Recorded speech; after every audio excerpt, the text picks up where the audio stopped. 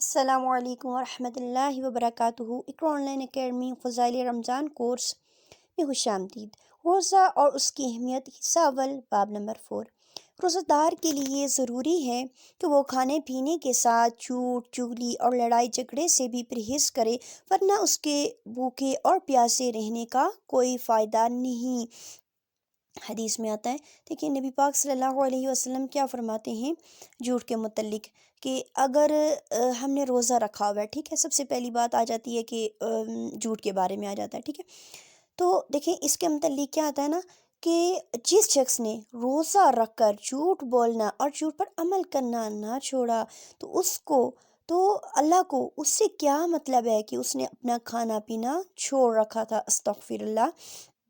دیکھیں کتنی سخت ترین بات ہے۔ اور ایک اور حدیث میں کیا آتا ہے نا، کہ بہت سے روزہ دار ایسے ہوں گے نا، ایسے ہیں کہ انہیں روزے سے بھوک پیاس کے سوا، یعنی ان کے پلے میں کچھ بھی نہیں آتا، اور کیا ہوتا ہے، سوائے یعنی بھوک اور پیاس سے مرنے کے ان کو کچھ بھی حاصل نہیں ہوتا، اگر وہ کیا کرتا ہے، جھوٹ بولتا ہے روزے کی حالت میں۔ پھر دیکھیں دوسری چیز، چغلی اور لڑائی کے بارے میں کیا آتا ہے کہ روزہ کیا ہے، دیکھیں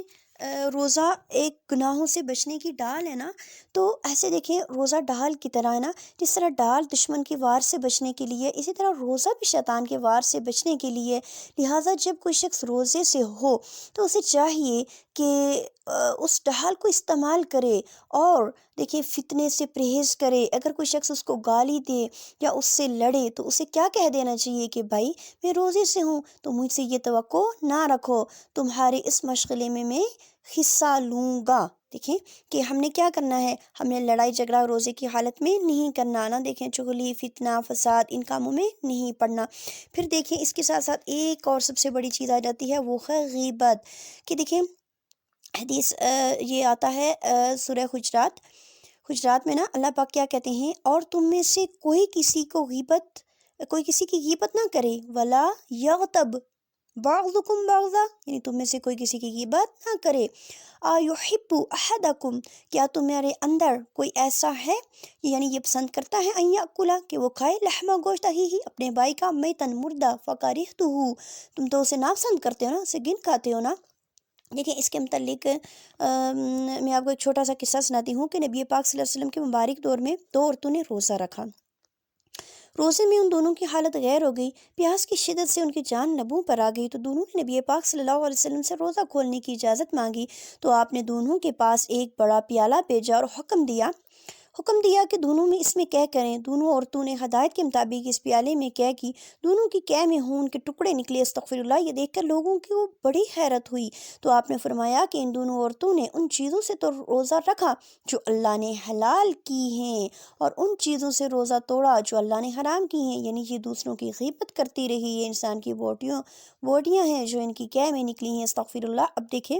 کہ ہم کیا کرتے ہیں، ہم اللہ پاک کی حلال کردہ چیزوں سے تو رک جاتے ہیں، کہ کھانا نہیں ہے، پینا نہیں ہے، ہم نے ٹھیک ہے، ہم نے پیٹ کا روزہ رکھ لیا، لیکن دیکھیں اللہ پاک کی حرام کردہ چیزوں سے نہیں بچ رہے۔ دیکھیں حدیث میں آتا ہے کہ یعنی جب تو روزہ رکھے تو چاہیے کہ اپنے کانوں، اپنی آنکھوں، اپنی زبان، اپنے ہاتھوں اور اپنے جسم کے تمام اعضاء کو اللہ کی ناپسندیدہ باتوں اور اس کے منع کردہ کاموں سے باز رکھیں۔ دیکھیں ہم نے ابھی زبان کا دیکھا نا، جھوٹ نہیں بولنا، غیبت نہیں کرنی، اچھا لڑائی جھگڑا، ان سب فتنہ فساد تمام چیزوں سے، زبان کے گناہوں سے بچنا ہے۔ تو دیکھیں دوسری چیز، دیکھیں کہ کانوں کو ہم نے بچانا ہے، غیبت سننی نہیں ہے، موسیقی نہیں سننی۔ اس کے ساتھ ساتھ دیکھیں کہ اپنے کانوں کی حفاظت،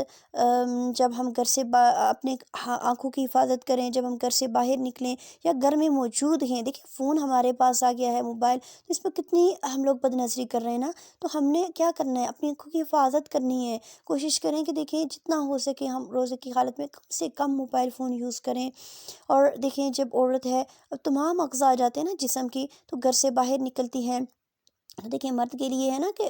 نگاہیں جھکانا، تو عورت کے لیے کیا ہے کہ وہ پردہ کرے۔ تو دیکھیں یہ تمام چیزیں آ جاتی ہیں نا کہ اللہ کی ناپسندیدہ باتوں سے ہم لوگ رکیں، تو جب ہی دیکھیں کہ کیا ہوگا، ہمیں روزے کا مقصد حاصل ہوگا۔ دیکھیں نا روزے کے ہم نے مقاصد پڑھے ہیں، یہ ایک قسم کے مقاصد ہے۔ مقصد کیا ہے کہ ہمیں روزے کی حالت میں جھوٹ نہیں بولنا، چغلی نہیں کرنی، لڑائی جھگڑا نہیں کرنا، ہم نے نیکی کی حرص رکھنی ہے، یعنی کہ ہمارے اندر یہ حرص ہو کہ ہم زیادہ سے زیادہ جو ہے تو اپنے مسلمان بھائیوں کی مدد کر سکیں، دیکھیں ان کے بھوک کا احساس کریں، پھر اس کے ساتھ ساتھ دیکھیں افطاری کرانا، پھر دیکھیں نبی پاک صلی اللہ علیہ وسلم کسی بھی سائل کو نا دروازے سے خالی نہیں جانے دیتے تھے۔ دیکھیں نا مختلف حدیث میں آتا ہے کہ اب نبی پاک صلی اللہ علیہ وسلم کی جو صحابت تھی وہ رمضان میں کتنی زیادہ بڑھ جایا کرتی تھی۔ تو دیکھیں اس کے ساتھ ایک اور چیز آ جاتی ہے کہ ایمان اور احتساب کے ہم ساتھ روزہ رکھیں، کہ دیکھیں بخاری اور مسلم کی حدیث میں کیا آتا ہے کہ من صام رمضان ایمان و احتسابا غفر له ما تقدم من ذنبہ، یعنی جس نے روزہ رکھا ایمان اور احتساب کے ساتھ، اس کے تمام پچھلے گناہ معاف کر دیے گئے۔ سبحان اللہ، دیکھیں کتنی بڑی فضیلت کی بات ہے۔ تو اللہ پاک سے یہ دعا ہے، یہ التجا ہے کہ اللہ پاک ہمیں روزے کی حفاظت کرنے والا بنائے، ہم تمام ان گناہوں سے بچ سکیں جن کا ہم نے آج ذکر کیا ہے۔ اللہ پاک کے پیارے محبوب محمد صلی اللہ علیہ وسلم کے صدقے تمام مسلمانوں کو اس بابرکت ماہ مبارک کا ادب و احترام کرنے اور اللہ پاک سمجھنے کی توفیق عطا فرمائے، آمین یا رب العالمین۔